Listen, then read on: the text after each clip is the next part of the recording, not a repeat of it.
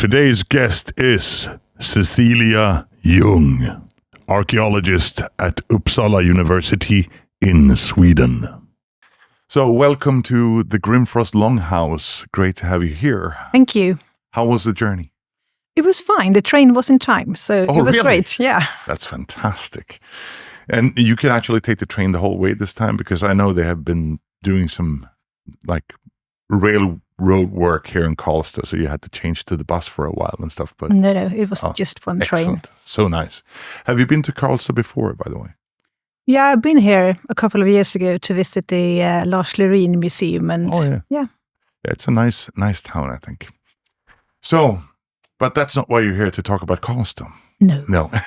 That would be a very short podcast. It would be very short. Because you specialize in the Viking Age. So what got you interested in this specific time period in the first place? I was always interested, even as a child, in prehistory, in old stuff, and pyramids and the Greek temples and everything. So first I wanted to be a classic archaeologist. And then I also wanted to read more archaeology, so I started to study Scandinavian archaeology. I think I worked a bit with different periods, and also in more proper medieval periods. But what I think is interesting in the Viking Age is that we have different kinds of sources. So it's not only archaeology, but we have the Runestone, we have some written sources, and then you have the later medieval sources talking about the Viking Age. So you can work in a historical, archaeological methods and perspectives. So you can try to understand what is happening from different angles. And I think that is why I think it's interesting. That's actually quite interesting that you say that, because for me, I was also always very interested in history and stuff.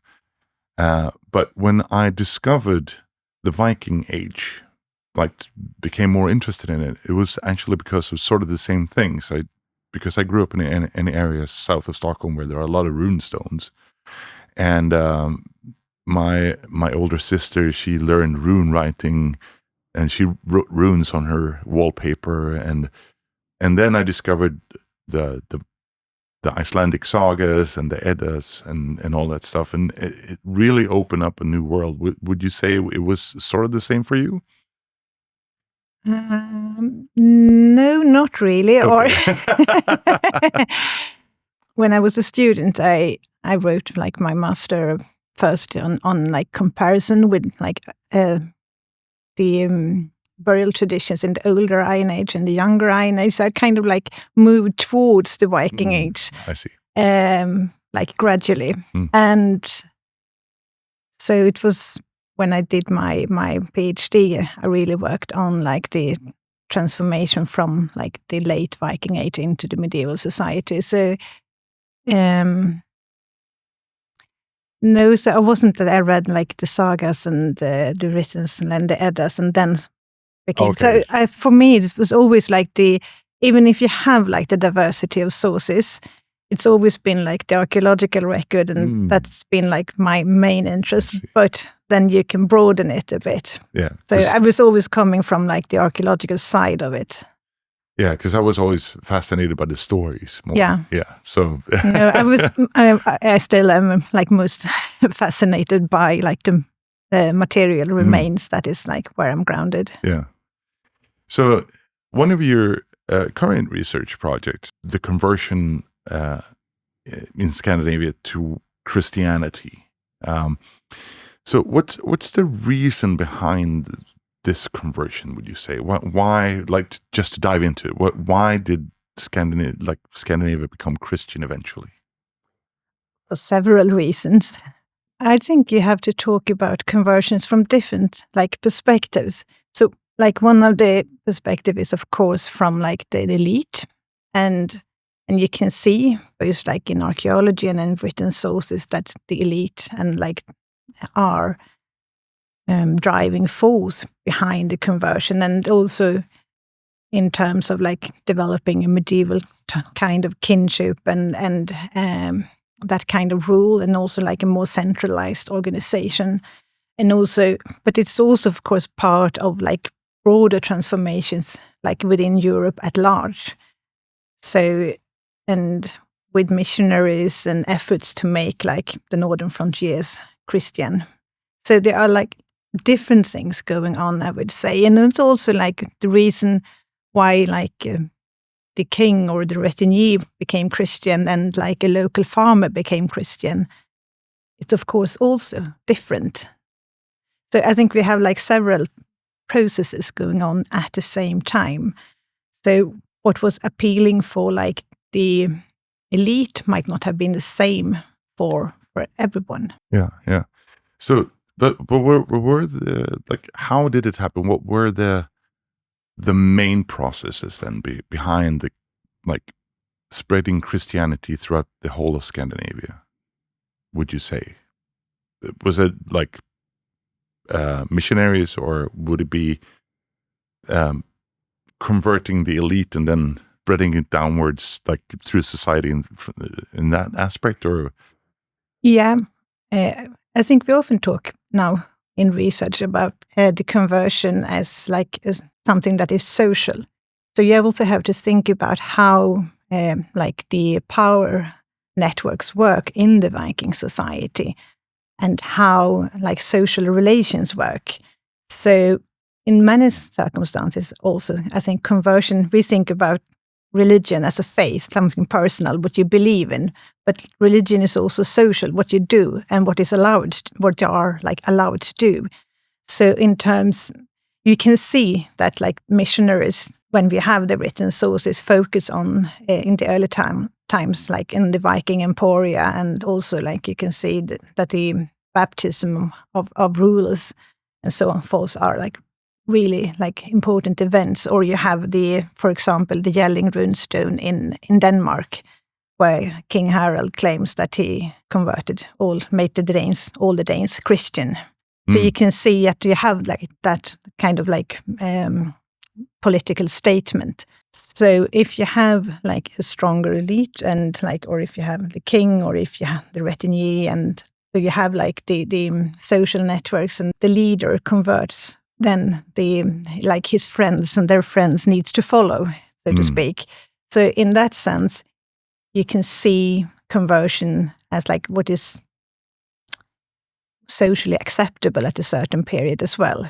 So, and also like I'm an archaeologist, so from like the archaeological point of view, it's really difficult to see like in the material record what people believed, but we study what they did, like the remains of like how they acted. So that is,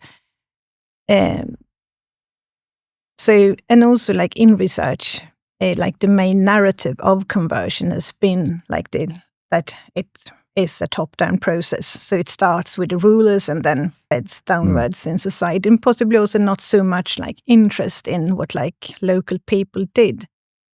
But what I do, like together with my colleagues in Alison Klevnes and Astrid Noteman in my current projects, is actually that we're trying to understand conversion more from a bottom-up perspective, and how it affected like local communities and how they kind of reacted towards this major change. And I think in certain archaeological materials, you can actually also try to kind of approach those questions. You wouldn't see, for example, in more historical sources that are focused on the elite. Oh, yeah, of course, yes.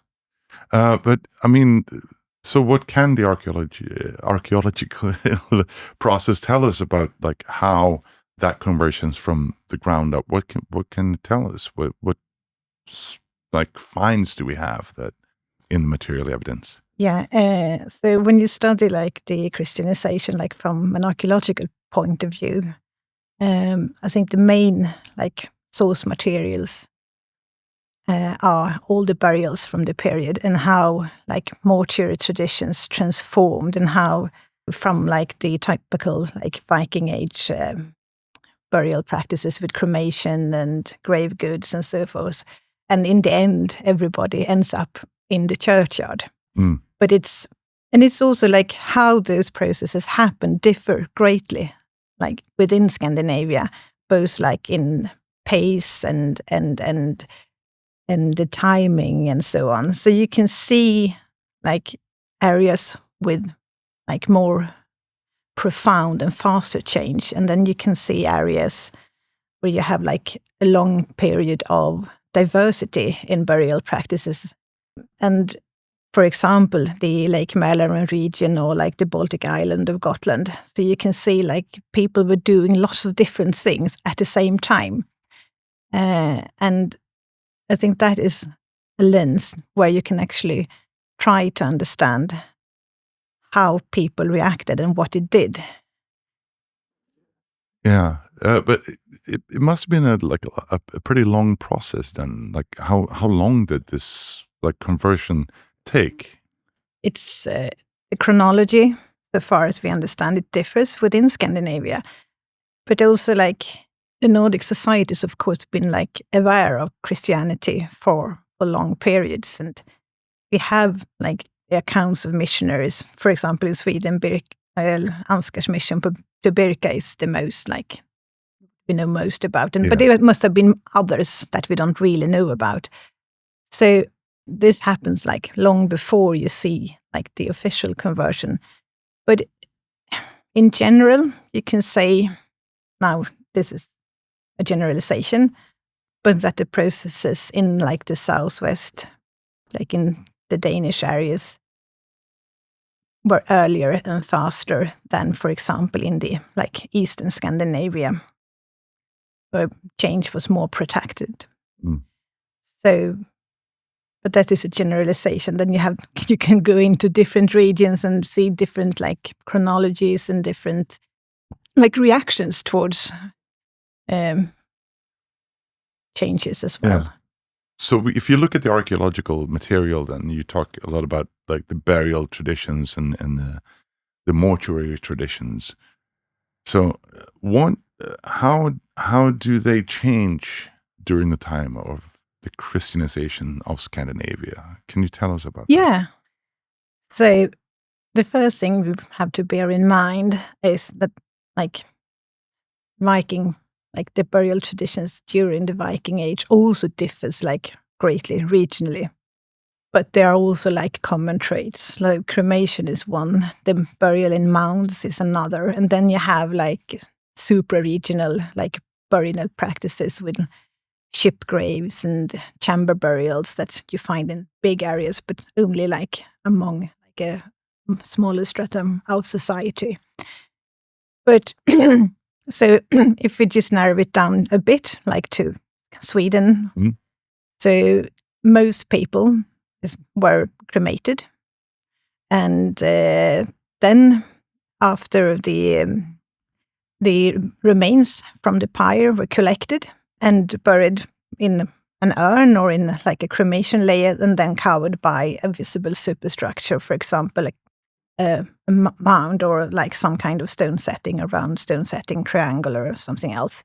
And they were at burial grounds that were located close to farmsteads where people lived. So like there is a really close relation between like the living and the dead in the landscape. So many of those cemeteries are on a visible distance from where people lived. Like at Birka, for instance, where you have sort of a necropolis. Yeah, Birka is like, because Birka is in Emporia, so that is like also very different from. Okay, so it's also specific, like because you have so many more burials, but you have like the close relationship, and we can see it like if in the landscape still today in Middle Sweden, that we still have those burial grounds visible, and they are often preserved. So you see the Viking dead in the landscape. So that is like, so what's happening during the later part of the Viking Age is that the amount of grave goods drops, and that inhumation burials become more and more common, and then in the end replaces cremation burials, and that people start to be aligned east-west, which is what you also see in the churchyard. So you can meet at the day of resurrection, you can meet Christ. and that people are buried only like with one or a few objects and more like personal objects, for example, a pearl or a comb or a knife, not like with the full attire and with offerings, for example, and animals and things. But that is a process that happens during quite a long period. So it's also debated, like, is this signs of like gradual Christianization that people, or is it a change, more a general change in burial custom that happens during this period, and also like prior to like a real like conversion where people actually change religion. So, but that is like the general change, and this is also happening before like we have any churchyards or churches that we can see. So it's it's not necessarily connected to churches. It's so that's how you can assume it's from the ground up, so to speak. People start doing it anyways. Yeah, these are like general changes, and like for example in Denmark, if you look at like the Danish burial custom, inhumation burials with few objects like is the most typical form of burial all through the Viking Age. So, and also if you look at like more broader research on conversion like across Europe, you can see that the similar kind of change is happening also there, but actually also like prior to when you can establish or when you can see that there is a religious change happening. So it's kind of difficult to judge to what extent those changes are due to religious change or change within already established Viking Age mortuary traditions, because like burial practices changes all through the period, so like all through the Iron Age. So it's also easy that we know what the outcome is. We know that the Scandinavian societies will become Christian, and then we look for change, and then we see, oh, here is change, and then we ascribe it to a religious change. I totally understand. So I think, but in the end, of course, like a Christian burial should be without object, east-west oriented, and in a churchyard. So, of course, it's a bit tricky. Yeah. But so you also need to discuss what is happening in the burial record, like in relation to other kinds of sources. For example, runestones that like talk, like they have intercessions for the soul and Christian crosses, and so you need to like broaden the discussion a bit. I see. Yeah, but going back to like the Christianization, because we're going to touch upon runestones a little bit later. Yeah. But I mean, the change to society. I mean, the pagan beliefs included like sacrifices, both animal and human, and a totally different worldview from. I mean, if you compare it to Christianity, obviously. So how did the conversion? Do we know how that impacted people and the society? Because it's such a difference between the cultures. Yeah. It must have been a really difficult change because of this, because of what people were used to and stuff. So do we know that? Or is it visible in the archaeological material? Yeah, as you say, it's like, because we talk about it from like one religion to another, but it's really like interlinked with like culture and society, like in all different levels, and like it must have affected like how you lived your like daily life, what you ate, like how you practiced religion, but also like how you structured like your life. So it is, and also from what I'm studying the most, how you bury the dead, which is also like really like how you care for the dead is also like really profound in like their well-being and the well-being of your society. So it's like it's a social religious change, And I think, like, if now I talk about the burial record again, but you can see, for example, in if you look at how, like, more on a local level and how people like reacted, you can see a lot of like what we would think as odd things in the burial record. So, and I think like it must have caused a lot of like uncertainties, and like how do we deal with this when you in this like new circumstances? And also people must have known and related to different worldviews for quite some period. I was kind of curious because one thing that continued after Christianization was the Viking raids. They did. And it's interesting that they did, because you would assume that, right, now we're all Christian, now we're not going to stop attacking other people around Europe.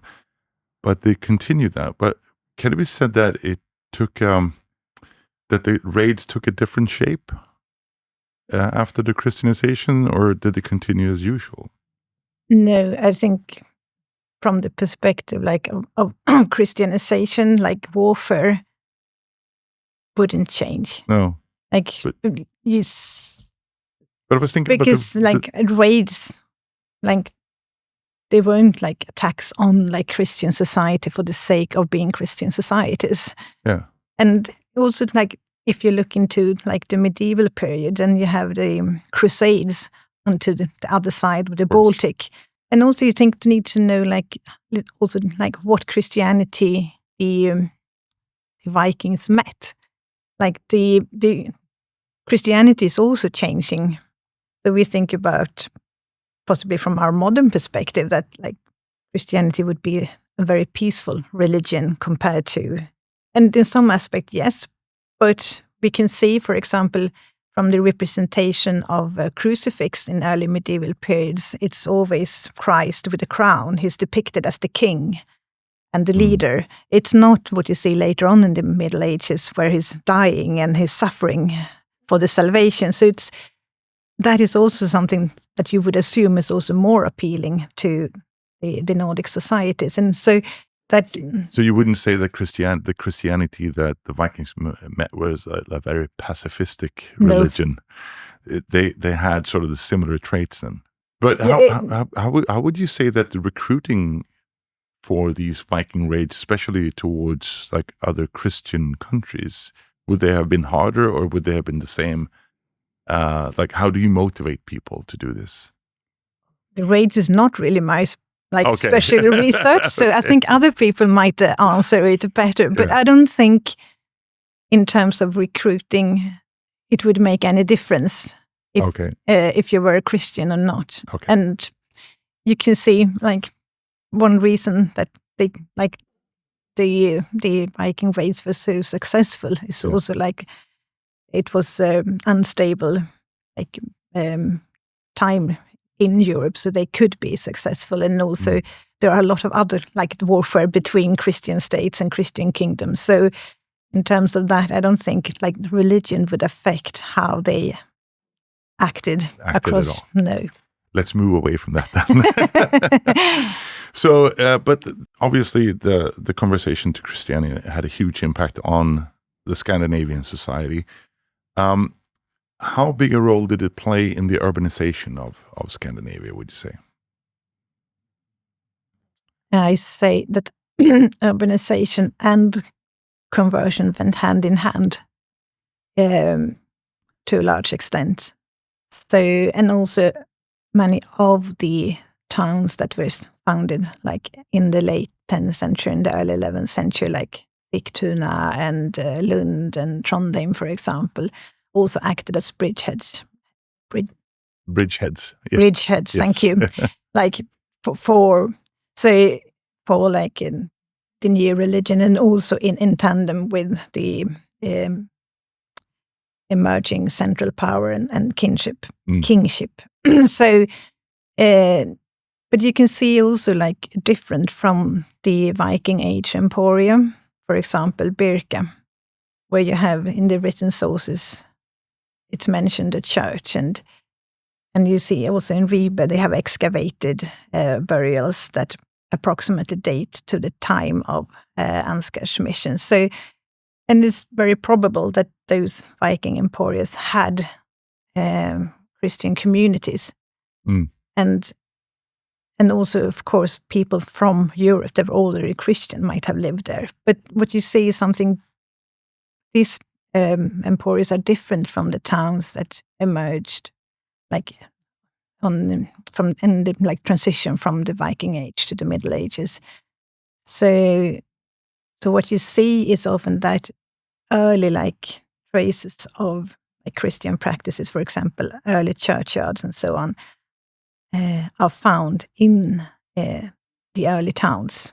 But how does it? So let's circle back then to the Runestones, because you touched upon them earlier. So, because you're also working on a project called let's see, the linguistic landscape of Runestones. Yes. So how do the Runestones play into the urbanization and the first churches or the landscape itself? The Runestones, like, is except like for the graves, like one of the main sources into like studying the Christianization. So what we see, like, because runestones were also erected way back into the Iron Age, but what we see is that the runestone tradition transforms in the second part of the 10th century, and which is like at the same time as like the conversion processes. And most runestones in general from this period are understood as Christian monuments. Not all of them have crosses or like Christian prayers and so on, but like the runestone tradition transforms in this period. So the main purpose for erecting runestone is like to commemorate a close relative or a friend. But within the runestone custom, you also see kind of how like the Christian, how Christianity was like received among populations, and like what. So it's the crosses, and then you have the very simple like prayers for the soul. So a typical runic inscription starts with the one that erected the monuments, and then it goes on to whom it commemorated, and then it tells about the most often the kinship relation between the two people involved, and then it can have like additional information about travels or like praise for the dead, or it can also have an intercession for the soul. That is perhaps what the level of learning was among like the first generations of Christian. So is your theory that the runestones themselves helped spread new religion as well, or? At least that the people erecting runestones by like the visual and like textual message declare themselves as Christian, and like. But I also think that the runestones also help to fulfill needs among populations in terms, like in a period where there is a lot of change. For example, when you can't bury your dead anymore with like ostentatious burials and visible monuments, but here you can commemorate your dead in the landscape and make like their memory eternal, which is like to live on in the memory of the living society is really like the purpose, or like what you would perceive as a good death, like in the Viking society. But here you can also do that with the means of the erecting runestones, but in like a Christian way. So it kind of like, I think you can see runestones that they fulfill needs during this like process of change. So what significance do the runestones have in the landscape itself? Because they're all often placed in very specific places in the landscape, right?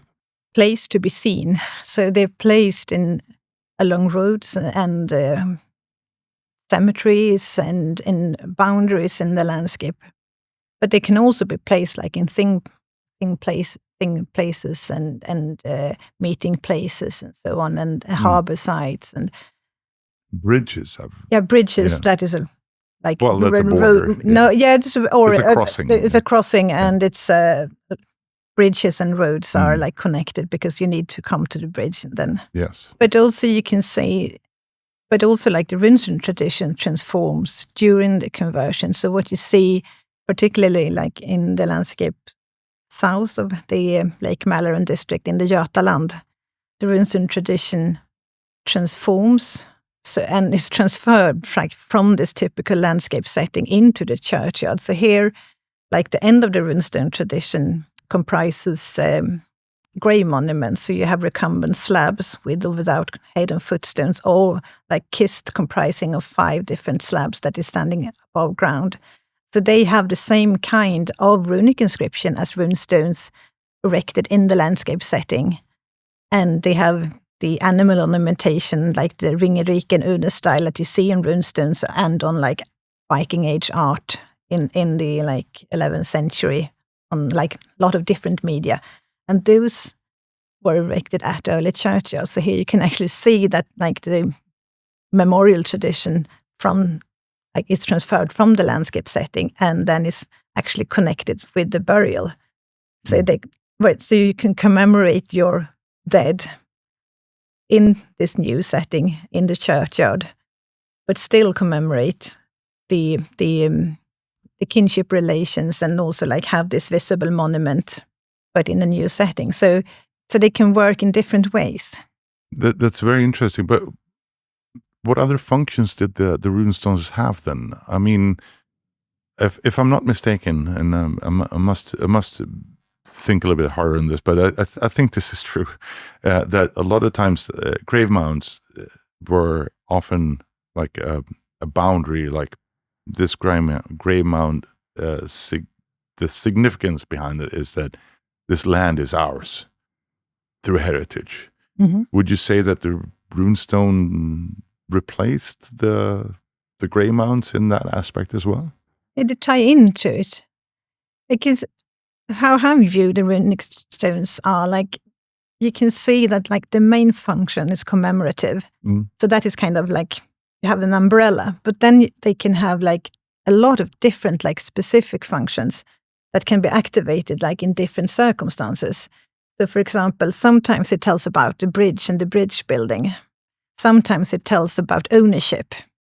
And sometimes it tells about that you've been to England or to the far east and tell about travel. And sometimes, for example, there are also runestones that tie into this, like the Odal, and they actually state that this is Odal.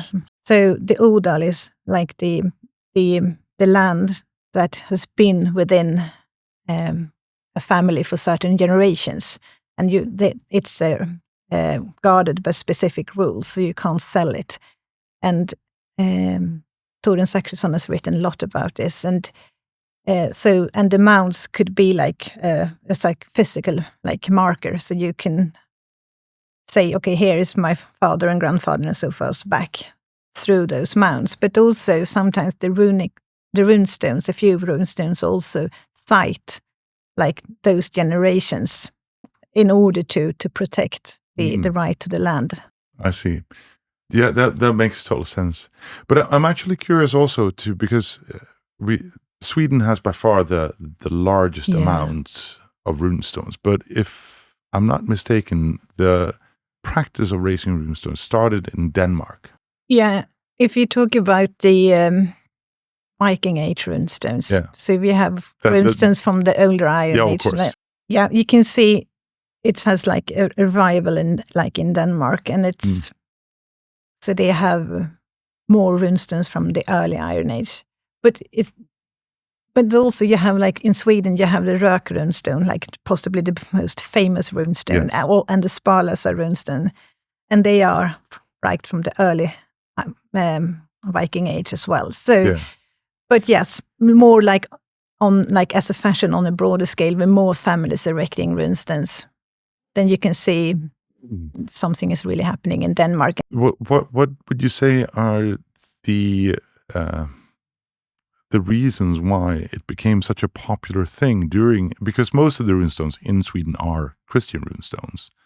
So do we know what the reasons for the popularity growing in Sweden, or what today is in Sweden, for this erecting runestones as opposed to other places in Scandinavia? I think it actually it's due to that the Christianization process in Sweden took quite a long time compared to other areas, and that the runestones were erected for a longer period, like in for example Uppland into the 12th century. You have quite a long runestone period, but also that it was more widespread. Like for example, the region with most runestones in Sweden are like the region around Lake Mälaren in East Sweden. So, and in particular Uppland, you have thousands of runestones. So, but also like that the fashion spread among wider like segments of societies. It's not just like the elite. You can see that must have been several families erecting runestones, like within, for example, the same area. So you can see, for example, through the inscriptions within like what today is a parish, that there were several families that did this. And also you can see that there are sometimes more people that erect runestones together. So it's not just one person, they went together and this and this and this person erected a runestone, which also has been interpreted that they actually share the costs for erecting the runestones. I see, yeah. So, but also I think it's linked, to return to your question. Oh, sorry. But like about the timing and why there are so many. It's also like that they are linked to the needs of the time of the conversion, where you have this change, and which you mentioned before. And also like in Uppland, you can see that this takes a long time. I totally understand. Do you have a favorite runestone that you researched, or? If I have a favorite runestone?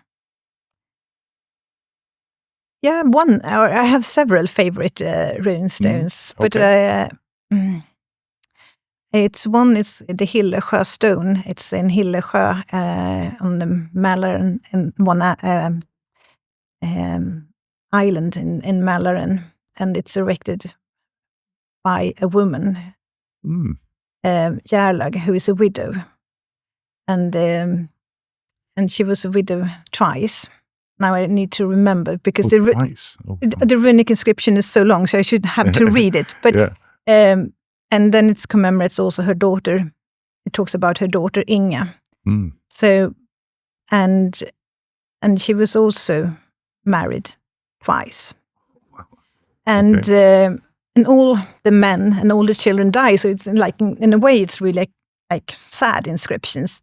But what happens is that they inherit their husbands. So in the end, Ljung sits on the lands of several families. So she must be like really, really wealthy. Rich. Yeah, which supposes, like according to the law, medieval law codes, they don't inherit each other. But if you have a child, that inherits the parents, and they did, and then suppose like the husband died, and then the child inherits. But then when the child dies, the mother inherits. So then the land passes to the widow. Of course. And what I think is really interesting with the inscription, it's beautiful. It's a very long inscription, and it's on a bedrock, and it's overlooking the lake, and it has a very nice Unes animal with a big eye, and it says Raude in the eye, as like interpret of the runic animal. So it's. But what I think is really interesting is for both the women, Ljung and her daughter Inga. So when they talk about her first marriage, then he's given to the man. But when they talk about the second marriage, when they marry as widows, they are like the one, like you can see from how the phrasing of the runic inscription, that they take their husbands. So you can also see like the agency shifts from being a young girl and then when the women are widows, and that you can also see in the law code, medieval law code of Uppland. I can't translate it just properly, but the meaning would be that as a maiden, her father or the male relatives are in charge of choosing the husband, but the widow may take her husband herself. So then she has more agency and also like property, which is kind of interesting. And that is like, it doesn't explicitly say it, the runic inscription, but how it is phrased, you can see that it shifts. So it's interesting in a lot of different ways. That is an interesting runestone, actually. I didn't hear about that one before, so that's I should have had the runic inscription because it's so complex. we can put it on the website. Oh yeah, please do. Yeah.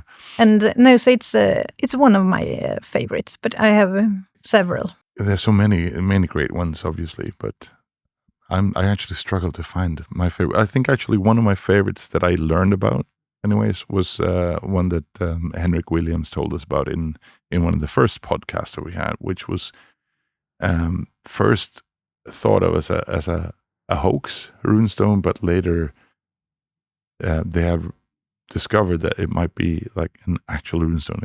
It's revered as the ugliest runestone in Sweden, but it's raised by I think 2 free given thralls, slaves, who raised it.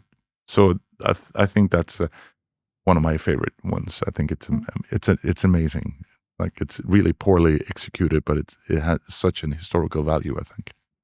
So we're going to talk a little bit about more runestones in a little bit, but I wanted to also touch upon another research that you're involved in, because you do so much and you have had a really long, distinguished career. So it would be a very long podcast if we talked about everything. But you researched the Swedish town of Sigtuna very much, and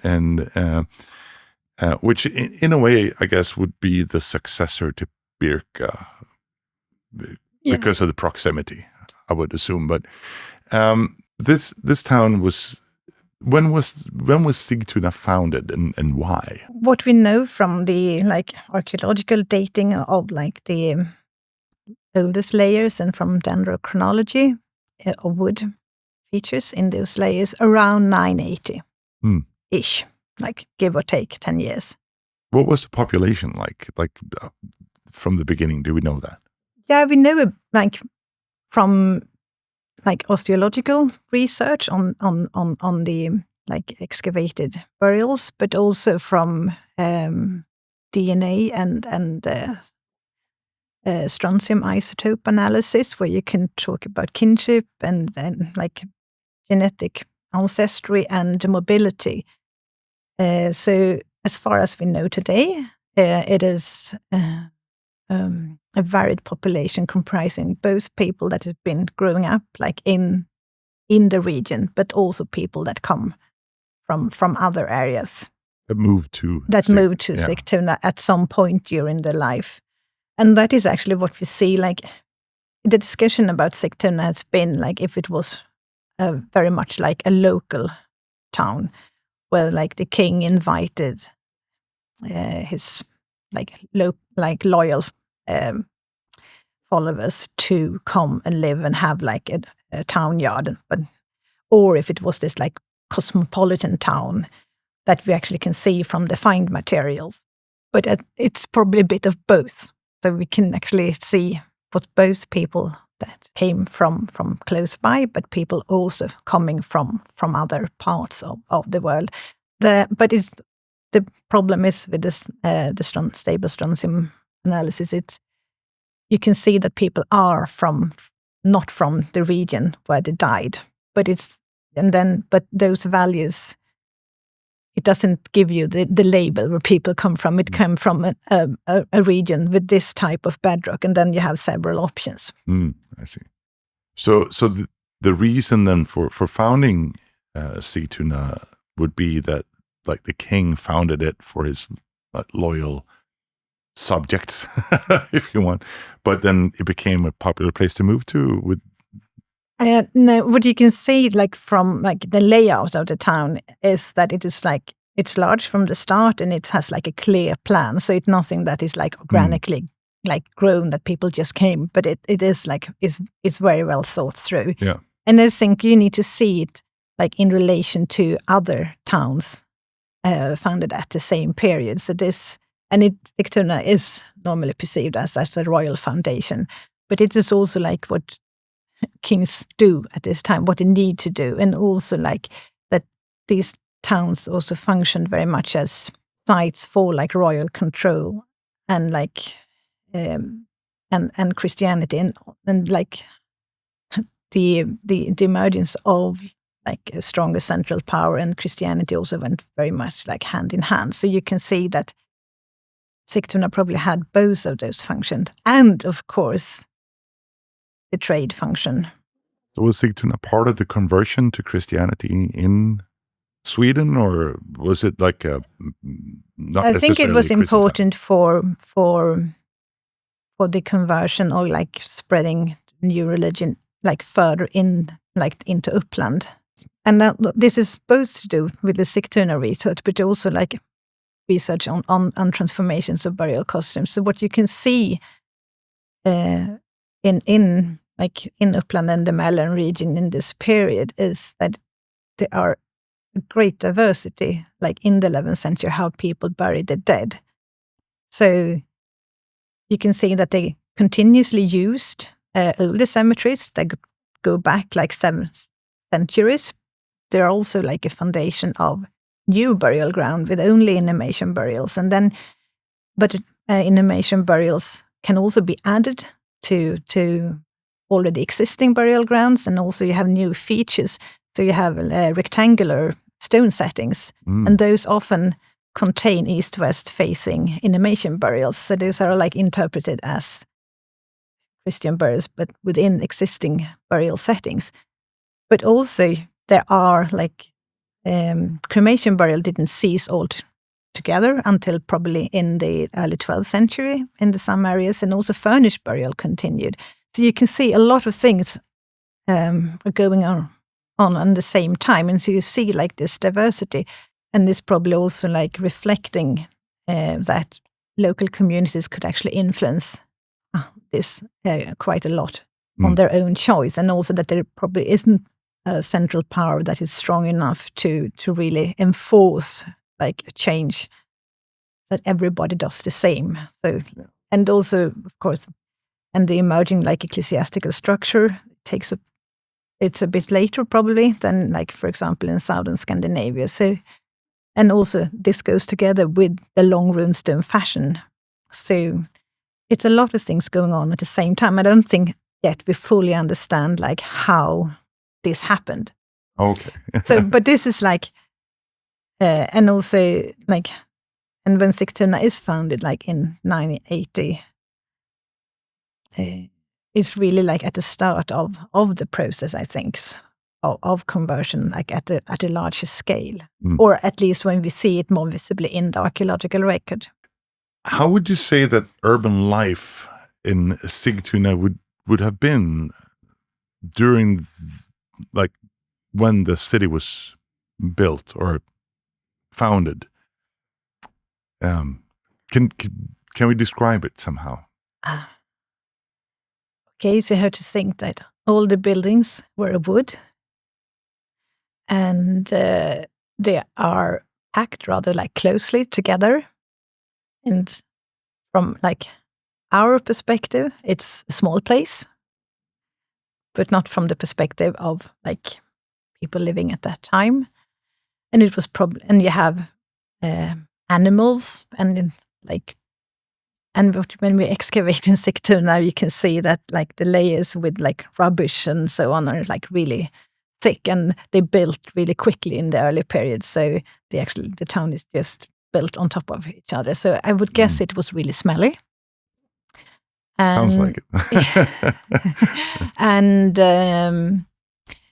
I think that you can encounter people from different places, and also like with goods and coming in like with ships to the jetties that we don't really know so much about, but they must have been. We have some excavations where you can see like the seaside and probably rather crowded, I would think. It's interesting that you said that. You talked about the planning. I had something for this. Oh yeah, you said it was like built on top of each other. That they quite quickly like. Yeah, you replace. You can see like from like the stratigraphy.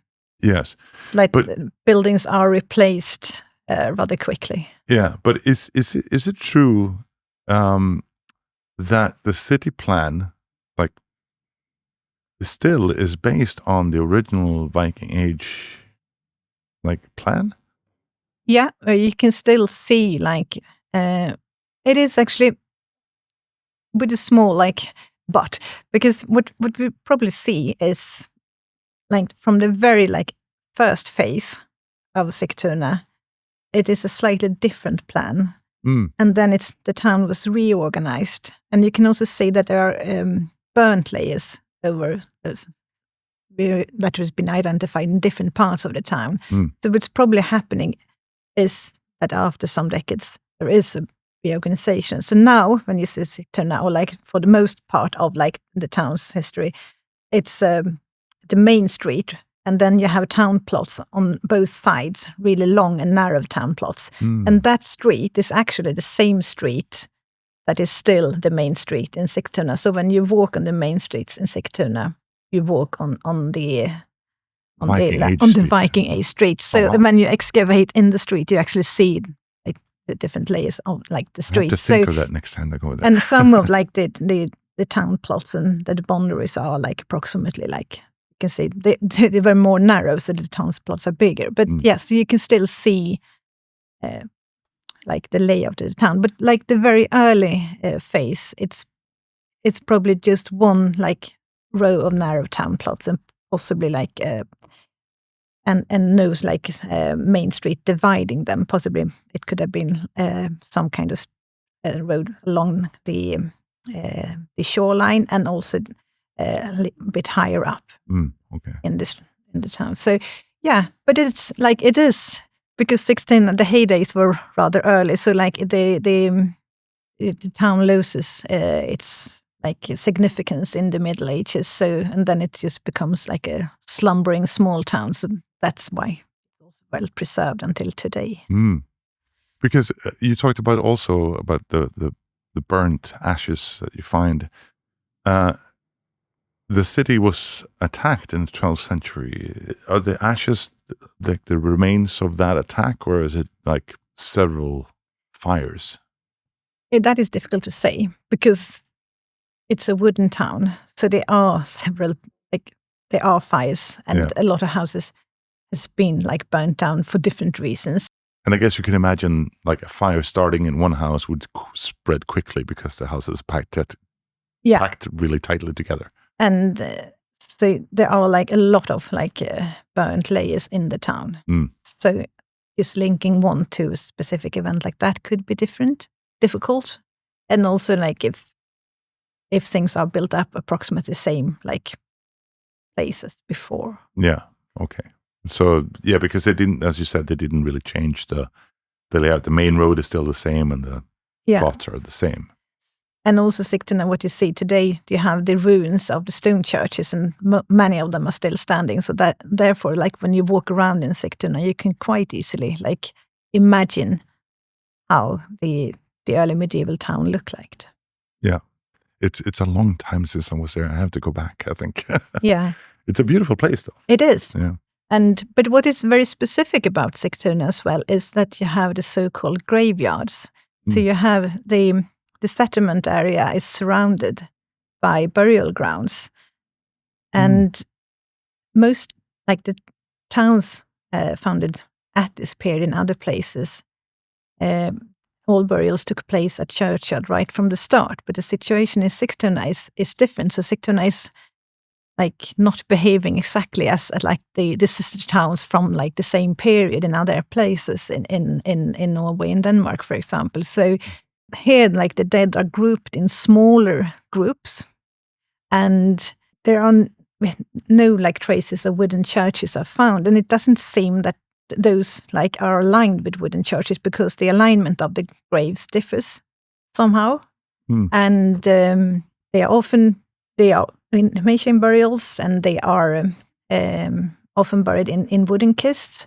But you can also see from the research we did within the Sigtuna project together with Anna Källström, that I know is coming later, and Torun Zachrisson, that you can see that like the burial customs actually differed within the towns. Looking at like the more complete excavations of burial grounds, you can see that those differs like a bit.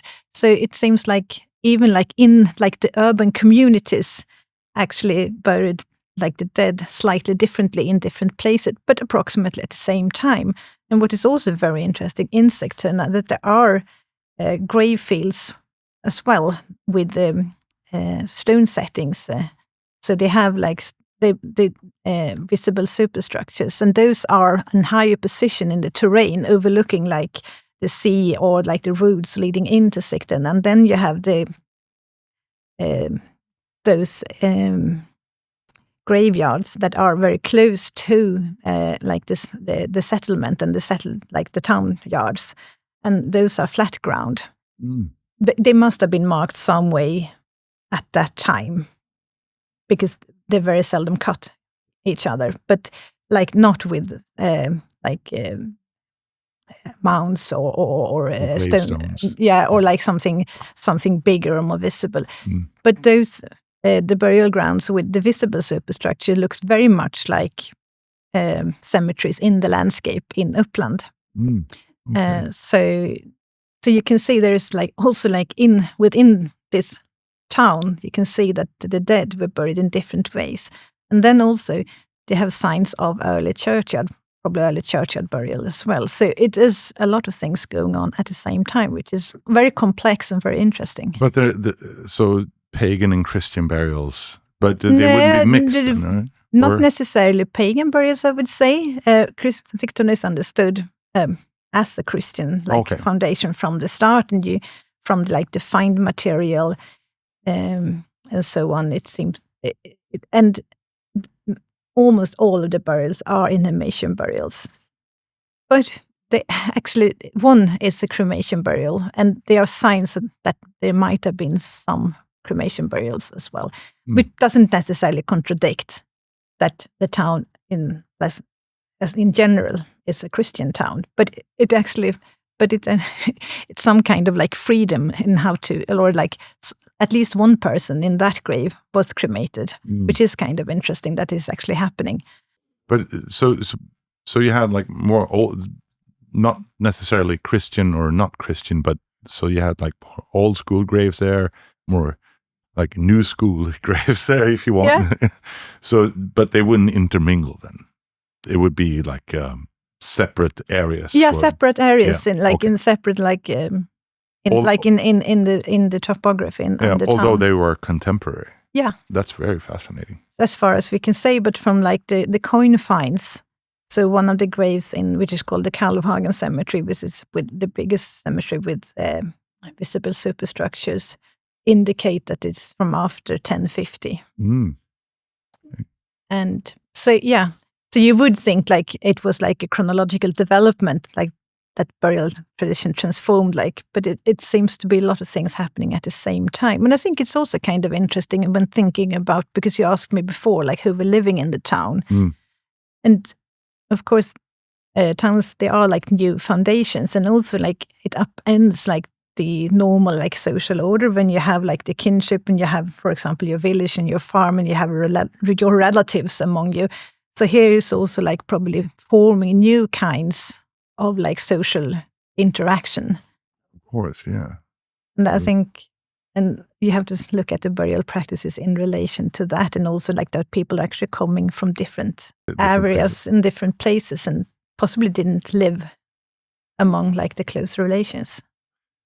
Yeah, exactly. Because that's interesting, because that's bringing me a little bit to the Runestones. I was saying that we were going to circle back to, because I read that there are 2 Runestones in Sigtuna talking about Frisian guilds. And for those who don't know where Frisia is, it's today's Netherlands, basically. Yeah. And can you tell us what those stones are about? Do you know anything about them? Oh, yeah. The meaning of the Frisian Guild and like what it implied is debated. But it seemed like it's some kind of sammanslutning. I just lost the English word. Oh, yeah. Organization. Yeah, it's like organization. Or society. Yeah. Like a club. Yeah, but it's not possibly like you have the guilds in the Middle Ages, like for certain crafts, but this seems to be more like a congregation or like some people that travel together and have like a companionship. Was the word I was looking for. Yeah. So, and they erect the runestones like in for their companions. So they are not like contrary to most of the runestones that are erected like by close family members. So like they are by the comrades of the dead. So they have another kind of like social companionship and probably linked to trade. And also you need, when you travel and trade, you need some kind of security. So you need to have. And that is probably linking to your question earlier about the raids. Like, you need organization, and you need to have context to do it. So you just not like travel around by yourself and unprotected. So this guild could be just like an organization for like traders. But so would it be then that there are people from Sigtuna who are somehow inducted or included into this companionship, or what was the word you used again? Companionship. Yeah. Or would you say there are people actually from Frisia or the Netherlands who settled in Sigtuna? What would you say is it difficult to know, I guess? It is, but I would say that is like, it's not it's plausible because we can see people living there coming from different regions. So, and this is, and we know people traded and traveled a lot. So, yeah, I was just, my mind started spinning off there. Yeah, it's fascinating like that, because somehow you imagine the world being like 1,000 years being a lot smaller than it actually was. Like there's so much in the interchanges between people moving, and I think it's fascinating. Yeah, and different people moved for different reasons. Some probably didn't move because they wanted to move, but they did involuntarily, and some people probably moved less. Yes. I think it's super fascinating. But Sigtuna is a special town in many ways in Sweden. So Sigtuna was one of the first planned towns in Sweden. What do we know of urbanization in the rest of Scandinavia compared to like Sweden or the Mälar region? Did they have the same style of urbanization as we did in Sigtuna, for example, where they planned cities and built at the same time? Or So but you can see Denmark, there were more early towns in Denmark, but you can see, for example, Lund, which is Skåne was Denmark, was part of Denmark, and it's approximately founded like the last decades of the 10th century, or like in Trondheim, but you can see, and there are other like Odense and Roskilde and like in Denmark, so you can see there is like a phase of intense urbanization, and in Norway as well, and those are also like interpreted as kind of bridgeheads and for royal power and for Christianity. So, what are your future archaeological or academical plans?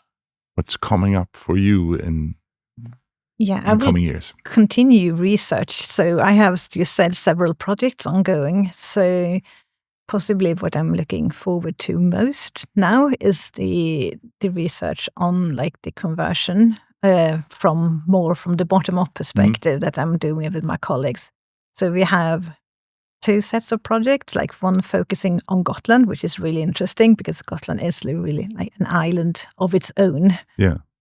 And the other research is more focused on the Land and the Lake Mälaren area. So my previous research has more been on the more southern part of Sweden and more on also the transformation and burial customs and the transformation of runestone practices and the conversion more from the elite perspective. But now I'm really looking forward to this new set of research. And also we try to explore conversion from 3 different levels. So we start with the landscape and how like the mortuary landscape is transformed in terms of landscape use and where you bury your dead and what sites and what is like happening more on a broad scale. And then we go into like ritual practices. So how like you can see how like change more like in the intimate level with the body, and also how like even like within like a rather small area, how were people selected? Why did some people end up? Why did some people buried in a new cemetery with, for example, or in a churchyard, and other people ended up in the traditional burial grounds? Why did this happen? How did like people? It's like where you split your dead like in different contexts. Why and how? How did people handle this? And then like the really narrow, like closed body is like the human body. So with osteological analysis, but also biomolecular analysis. So we're looking at kinship. So is it like certain families driving change, or like, and also about mobility? Are people coming from different areas? Are the influences? Are like, so we have been doing this, for example, on Gotland, which is the research project that's been going on for longest. So we're looking at the so-called churchyard finds, which is finds of like costume of the burial. So mostly female like objects and dress accessories and personal items. And this kind of objects started to be found in churchyards on Gotland in the late 19th century and early, and like up till 1950, 60 approximately. Because due to the increase in population, they started to bury the dead on the northern side of the churches in this period. And then this like Viking objects started to appear in the northern side, which shows that like the first, or like the burials in the early churches on Gotland, they went to the death like in full Viking costume, which you don't see in most areas. Like so, and they have like the typical female Gotlandic costumes with animal head brooches, box brooches, beads, a lot of stuff. And the reason why those burials have been preserved at all is that they stopped using the northern sides for burials in the Middle Ages, whereas all burials from the Middle Ages until today then, or until at least like the late 19th century, happened on the southern side of the church. And then, so the archaeological preservation was better on the northern side. And then when they started using that again, so most of the objects are just like linked to females, because on the southern sides, presumably the men were buried. It's been continuously like used for almost 1,000 years. So these are destroyed, because that is often the problem when we're trying to understand like conversion and like early churchyard burials, because most sites that were founded like really early on has been used until present day. So we don't really have any like archaeological remains. So we started out from this material, and it was only like the objects, and people studied the objects and so on. Like when does it start?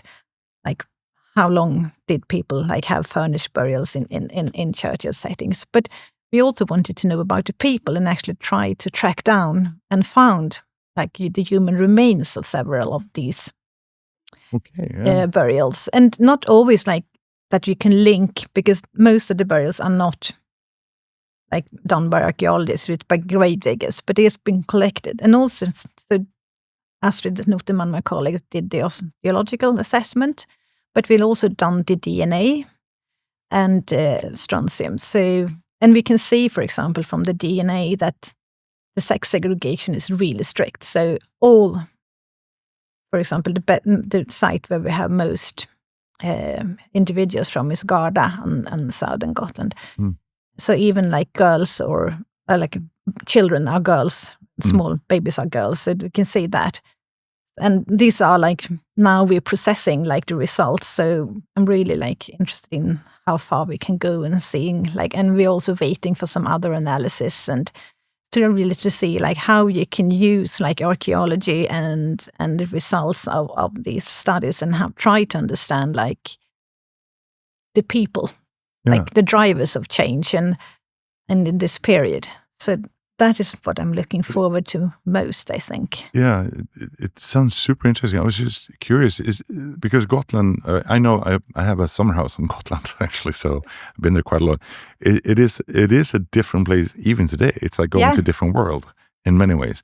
But was the customs of the people of Gotland, like, how big was the difference between like Gotland and Sweden? I mean, it's not far as a crow flies, but it's like in terms of like if you're looking at like Viking Age, like there are quite a lot.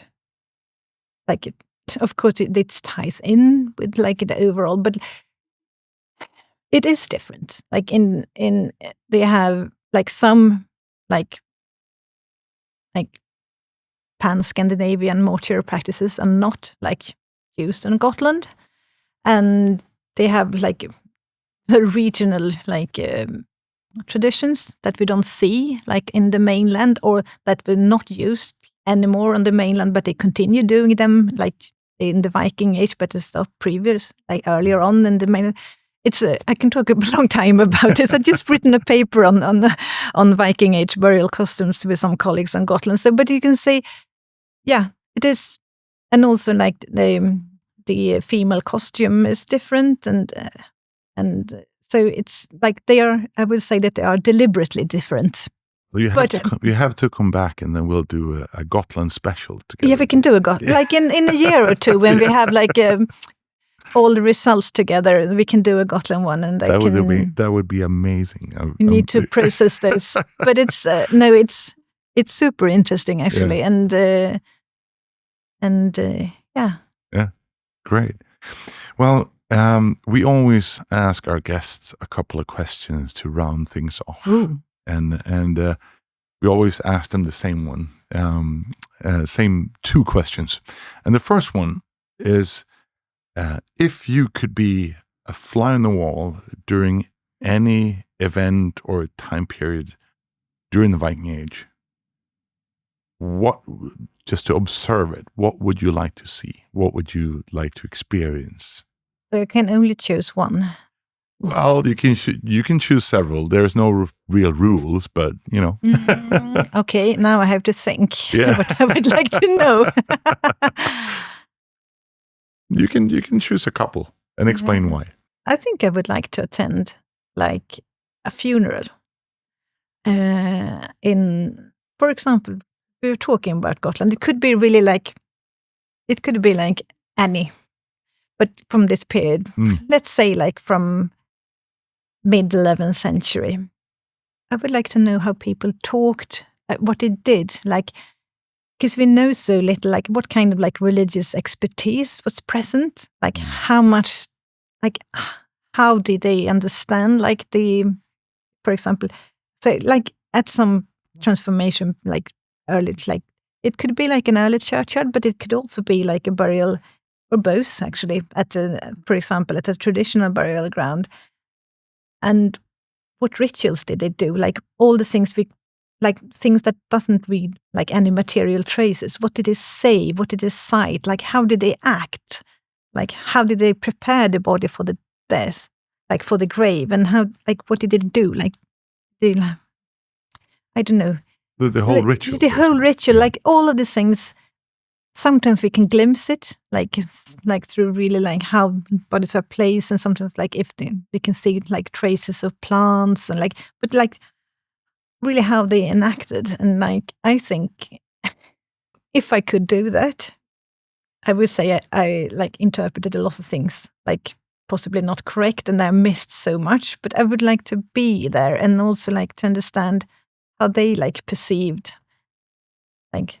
That's a good answer. I They like that. knew like, and if they understand like if they thought they were Christian and like the anxieties and like what kind of like emotions were you supposed to like express during a funeral?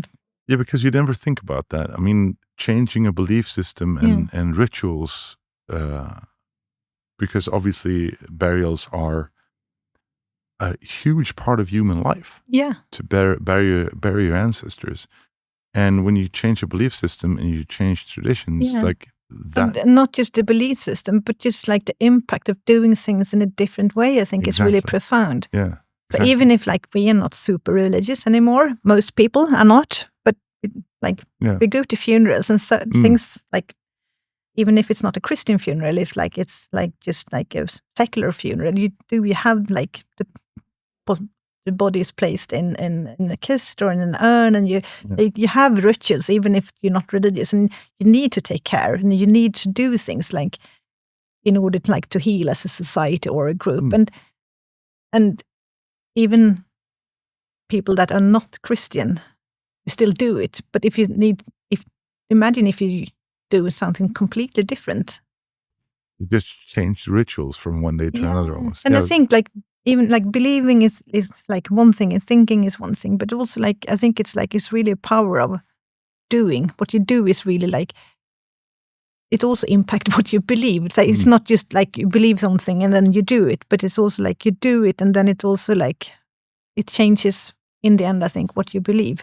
I think often actually that's the more powerful way to change something, to do something different, and that becomes who you are. But I think so. If you look at the medieval laws, when they have regulations, like it's always what you're not allowed to do. It never says like what you're not allowed to believe, but you're not allowed to do certain things. Exactly. That's you can't really control what's in people's head anyway. No, you can't.